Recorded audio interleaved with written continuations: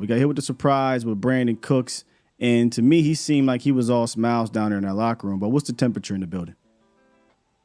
Yeah, caught everybody by surprise. I mean, like I tweeted out after the game on Sunday, no injuries were reported, and none were reported on Monday, none were reported on Tuesday, not even whispers. I understand that the first official injury report each week doesn't happen until Wednesday, which is when Brandin Cooks showed up with the knee injury. But like I said, quiet during the game. He finished the game quiet the 2 days after the game, and then he pops up on the injury report. So talked with him in the locker room last night, and he deferred to Mike McCarthy as far as giving, a prognosis on playing on Sunday, which I didn't really, lend too much credence to other than just respect for that deference, and him basically saying, I'm not going to step over the coach's toes. I don't know how Mike wants to play this, which is kind of a hint at some gamesmanship possibly as well.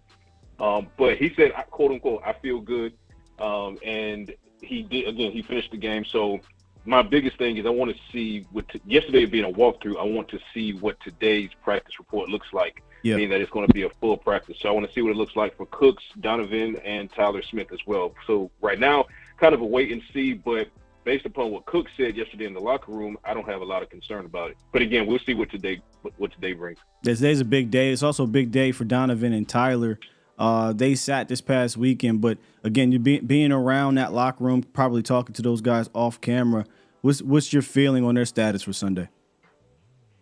Both want to play, and both said that they've kind of been champing at the bit to do so. Tyler, I know for a fact, is pushing the coaching staff to let him on the field, and they're really, really playing his situation cautiously because it's a long season, as we all know, and they don't want to force a setback on a soft tissue injury like a hamstring, and then potentially have him either fighting through that and being less than 100% the majority, if not all of the season, or potentially losing him for more than just a game or two. So they're being hyper cautious with him, but he wants to play. If this was, if the playoffs were on the line, or if this was a playoff game, both he and Donovan are healthy enough to play.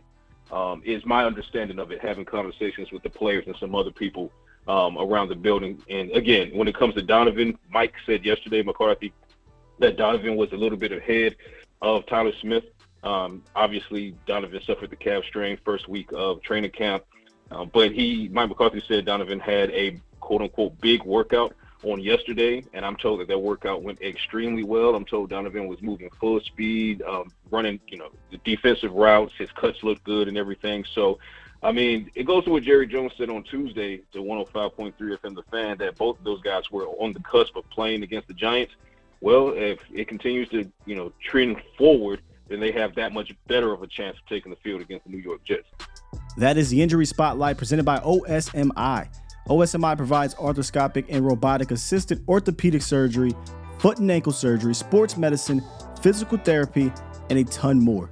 Their team of orthopedic specialists have offices in Fort Worth, Decatur, and Mansfield to provide state-of-the-art orthopedic care to the North Texas area.